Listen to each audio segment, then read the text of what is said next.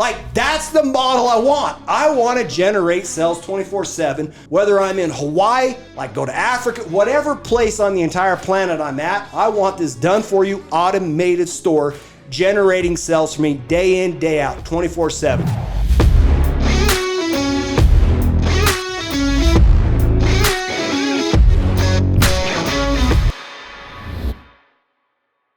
Welcome to another 𝗥𝗴𝗀𝗀𝗧 Secrets. We're going to cover today is this mindset will get you whatever you want. So if you're like, dude, you're trying to figure out exactly what you want in life.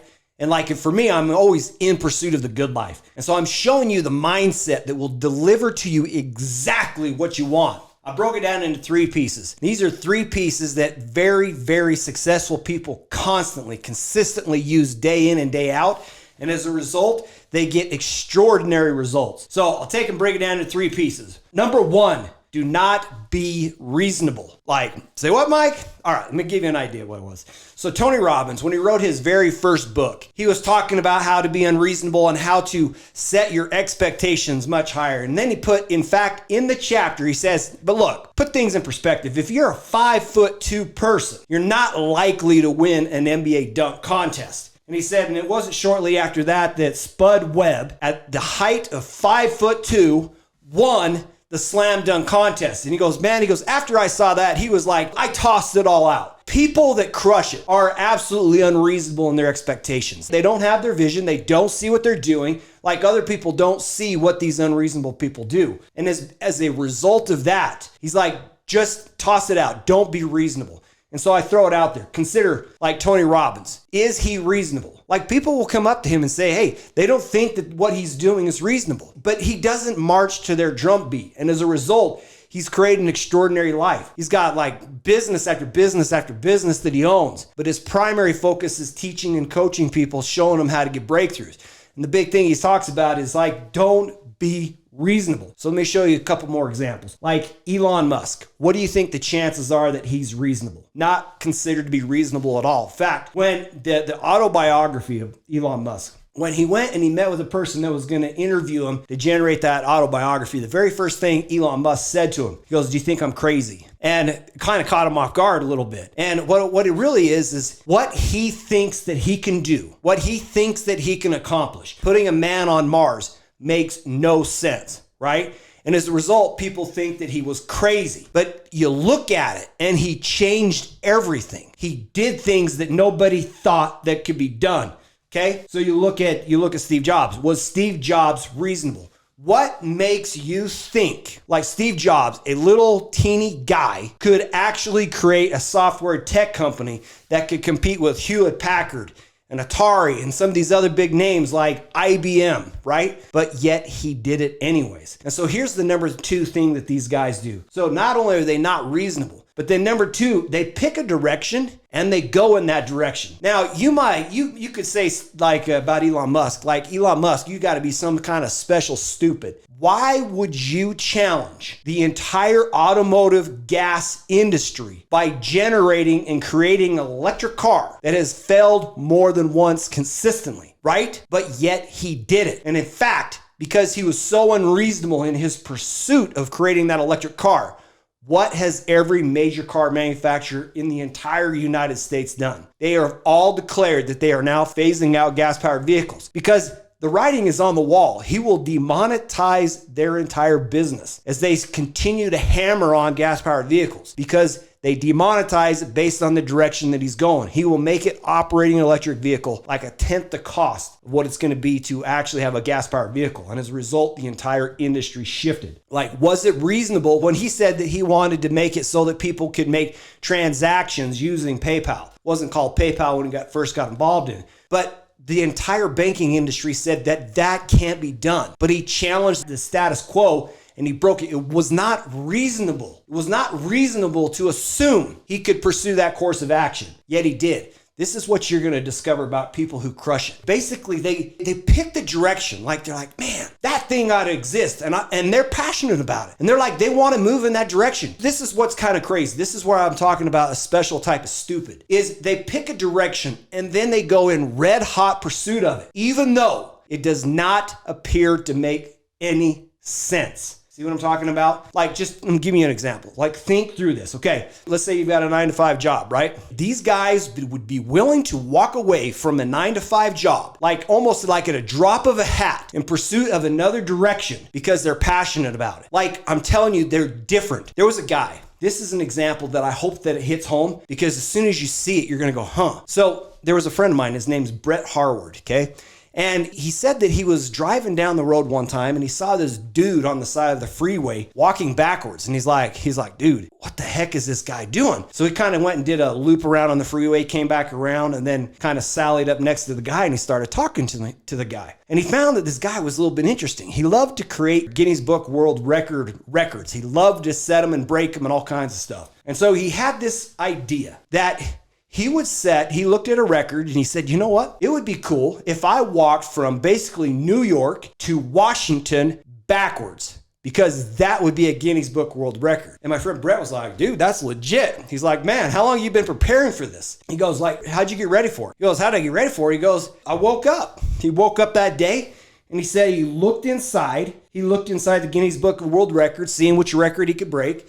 And he said, that one right there, the longest path walking backwards. He goes, I could actually beat that one. He goes, all right, cool. So now you got that picked out. He goes, what'd you do next? He goes, I put my shoes on and I went to the starting point and I started walking. And he's like, you what? He's like, yeah, it's what I did. I went to the starting point and I started walking backwards. And he's like, you didn't like plan for it a week, a month, or whatever? He goes, no. And he goes like, but what about the stuff that you need? Like, how do you get from here to there? I mean, you're talking walking from like New York to Washington. How do you get from here to there? And the guy's like, I just started walking. He goes, people just showed up. Hey, dude, what are you doing? He's like, I told them what I'm doing. They're like, oh, that's cool. Hey, why don't you come stay at our place? Or, hey, why don't you come do this? Or, hey, let's help you out. Or, hey, here's some money. And he goes, people just assisted me because I was walking in that direction. And my friend Brett said to him, he goes, you know what? When you get at this certain point in the state of Washington, he says, call me, because I will fly out there, I will meet you, and I will walk across that finish line with you. Guy's like, okay. So